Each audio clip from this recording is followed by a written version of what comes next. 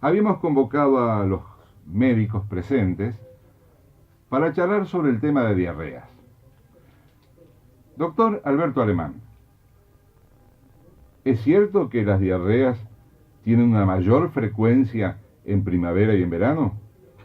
Sí, bueno, primero buenas tardes a todos y sí, si bien las diarreas aumentan en primavera y verano, dependen muchas veces de las zonas y de las regiones, es decir, hay épocas en nuestra provincia, como es la zona norte, Orán, Tartagal, el Chaco salteño, donde existe una temperatura, ¿sí?, que realmente es bastante superior a los valores de otras partes del país y que hacen que a lo mejor las diarreas se presenten durante todo el año. Pero sí, está descrito y también lo hemos visto en nuestra provincia, es decir, existen registros que indican que a partir de los meses de septiembre, octubre, es decir, primavera y verano, aumenta el número de casos de diarrea. ¿Cuál sería la causa de este incremento relacionado con las temperaturas más elevadas?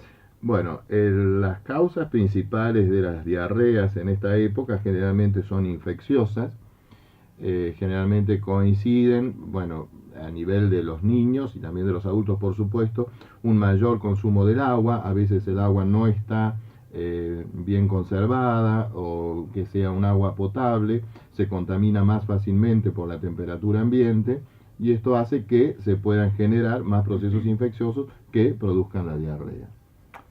Nosotros hablamos de diarrea, pero desde el punto de vista médico, doctor Latigano, ¿qué es diarrea? Bueno, hablar de diarrea, ¿no es cierto?, significa que hay una emisión, ¿no es cierto?, de heces, de materia fecal, ¿no es cierto?, con una mayor frecuencia a lo habitual y con una menor consistencia, es decir, son heces mucho más blandas que lo habitual. Es decir, que estamos refiriendo este concepto de diarrea a la habitualidad con respecto al ritmo de evacuación que tiene una persona. Doctora Salas, ¿la diarrea se presenta con mayor frecuencia en niños o en adultos? Bueno, buenas tardes. Nosotros hemos visto un aumento de la frecuencia de las diarreas en los niños, pero en la época de verano, primavera y verano.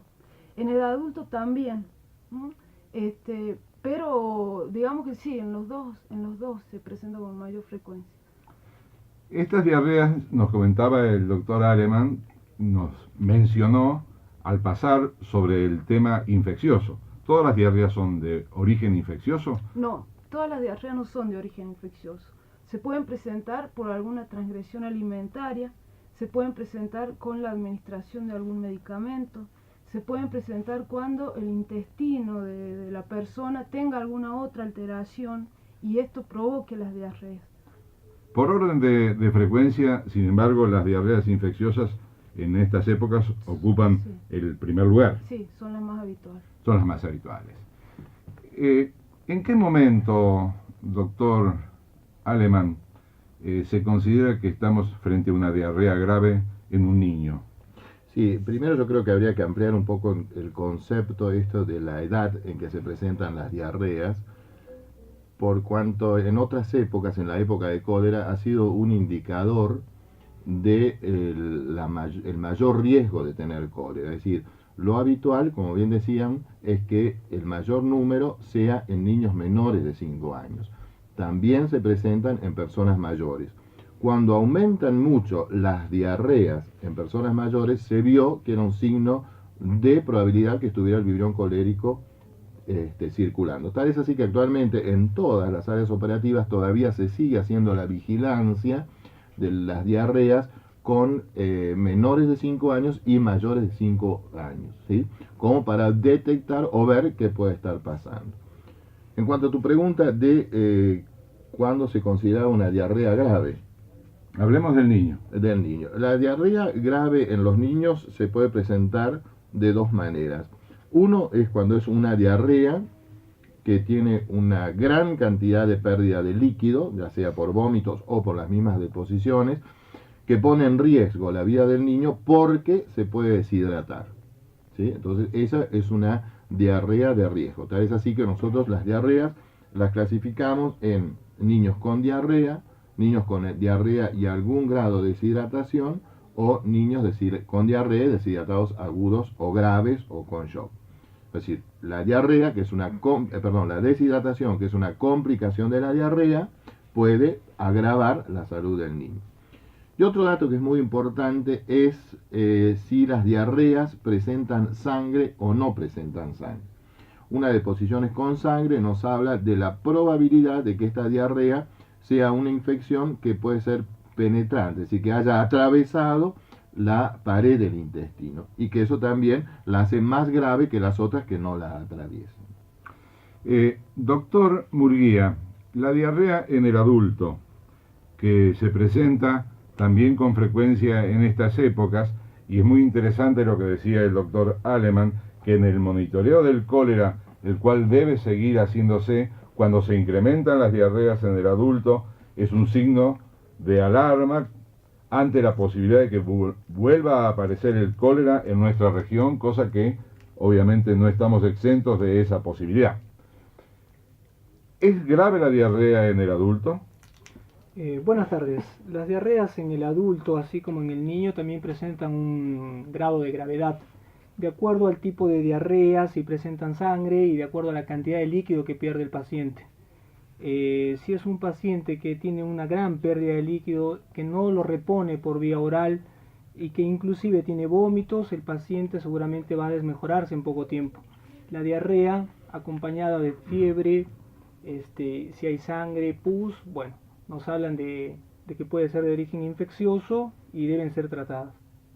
Habíamos dicho que en los niños todos sabemos sobre la gravedad que entraña a través de la explicación que nos dio el doctor Alemán.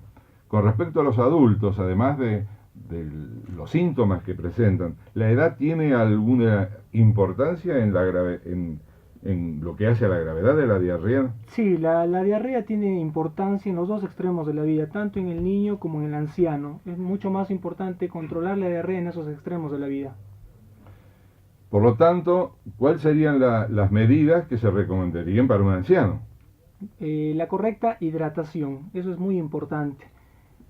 Bueno, la consulta temprana también es importante para el tratamiento de la diarrea. Hemos hablado de la edad con respecto a la gravedad. ¿Qué factores pueden predisponer a que aparezca una diarrea tanto en el niño como en el adulto? ¿Qué me dice, doctora Aranda? Bueno, buenas tardes. Hay muchos factores que son tanto inherentes a la persona como al medio ambiente que le está rodeando, ¿sí? Entre los factores que predisponen a la persona a sufrir esta enfermedad está sobre todo el estado inmunológico del paciente, cómo está alimentado, el peso, el estado nutricional, el estado de hidratación.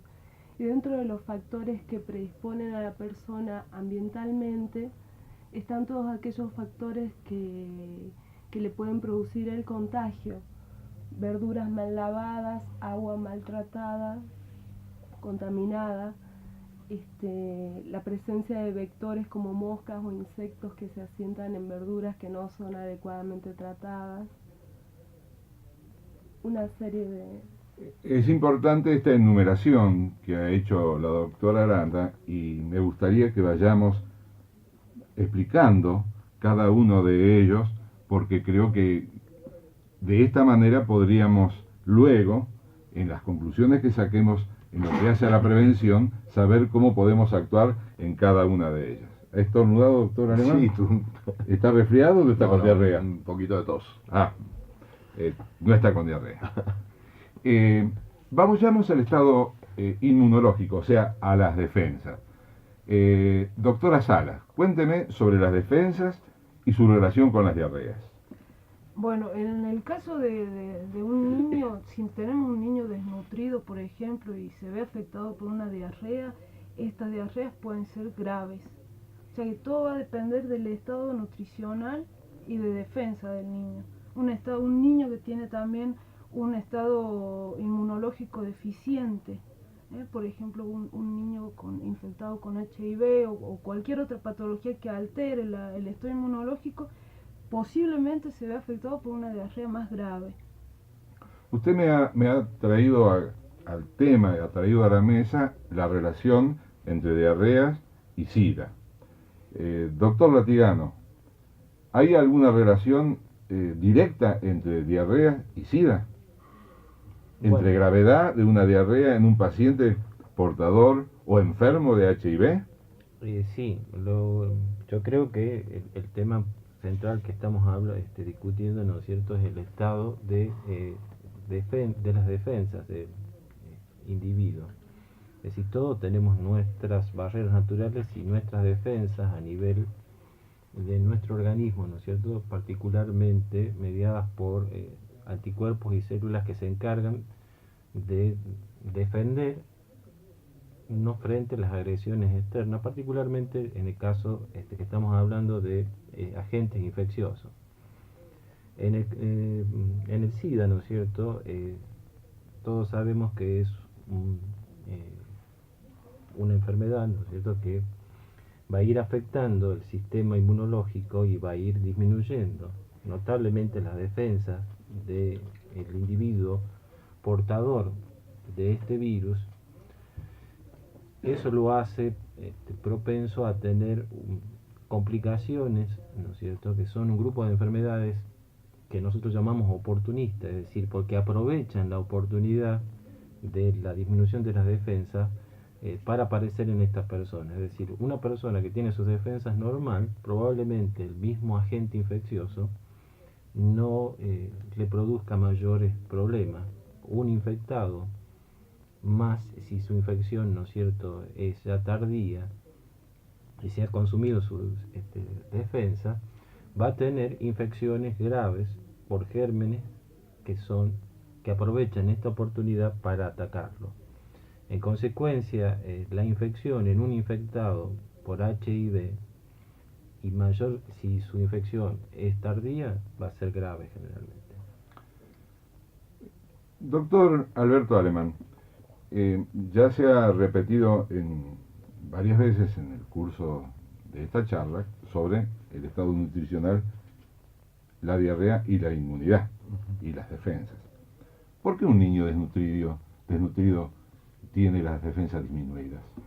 Bueno, el niño desnutrido, es decir, el sistema de defensas es un sistema que está hecho en base a generar una serie de proteínas que son los que van a ser los responsables a su vez de generar los anticuerpos. Es decir, frente a una agresión, un organismo, un niño bien alimentado, responde naturalmente con una serie de elementos de síntesis de proteínas que son los anticuerpos que van a atacar la infección. El chico desnutrido tiene un poco frenado todo ese sistema de división celular, de generación de defensas y demás, y hace que el germen encuentre un camino más fértil para poder infectar y para poder desarrollarse. Otra cosa que es muy importante, sobre todo en los niños, es la función, que por allí lo vamos a hablar en otros bloques, de la lactancia materna.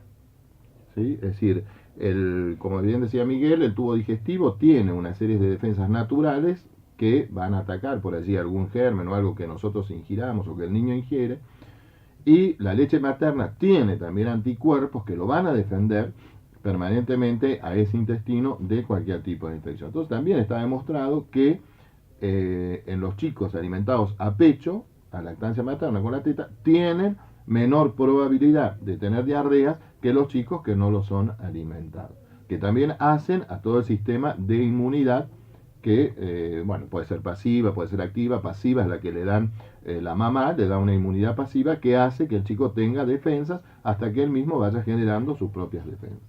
Entonces creo que es oportuno repetir la importancia de la lactancia materna. La lactancia materna, la leche de la mamá, tiene anticuerpos que actúan a la luz intestinal y lo defienden de cualquier tipo de infecciones que puedan ocurrir. O sea, no solamente frente a la diarrea, sino también frente a otros procesos infecciosos. Todos los procesos infecciosos. Además de ser un nutriente excepcional.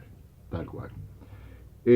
Doctora Aranda, Las defensas en la persona de mediana edad y en las personas de la tercera edad son iguales.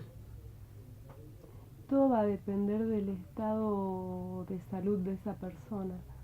En un adulto o en un anciano sano, tenemos la tendencia a creer que van a ser iguales. Hay un pico máximo de defensas, digamos, que está dado en la adolescencia por estimulación de los órganos linfoides y que va decreciendo a medida que la persona crece. En el anciano está la tendencia a mayor labilidad, mayor debilidad en cuanto a sistema inmunológico, pero no por ello es deficiente. Vacune a su hijo. Recuerde que las vacunas protegen a los niños contra la mayoría de las enfermedades infecciosas.